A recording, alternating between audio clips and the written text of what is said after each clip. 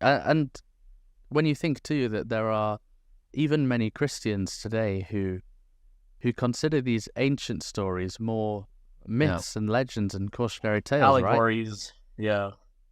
Yeah. You do have whole denominations that will say, well, they believe in evolution and that creation never happened or the flood was an allegorical story. And why try to look for something that's a myth? So it is sad. But hopefully that's why God I think, has left evidence around for each one of those big events in the Bible. And even the small things, like you look at biblical archaeology, they're always finding something in Israel and Jordan or Egypt that helps us understand the Bible, help enlighten, illuminate the text of the scriptures, and also prove like that an individual existed or an event happened. And so, uh, for me, if you go to um, other parts of the world where they don't have any foundation or belief in Jesus or anything with the Bible, these are very important. The physical proof to show that these stories that were from that area of the world and written in the Bible are true and not just myths. Well, that's interesting. So what do you think are the repercussions of if you can get you know, substantial, like verifiable, this is Noah's Ark? What do you think the repercussions are on the world for that?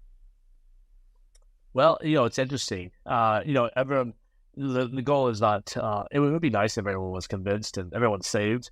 Obviously, according to the Bible, that won't happen. But um, you'll always have people who will doubt. So if you look at the story of Jesus here on earth, the Pharisees were always trying to kill him, that these religious leaders, and they wouldn't believe. No matter what Jesus did, they wouldn't believe.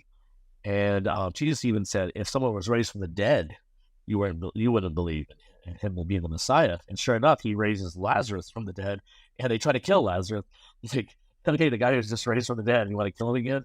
Um, so I think that, no, that's the most powerful thing you can see, a dead person come back to life.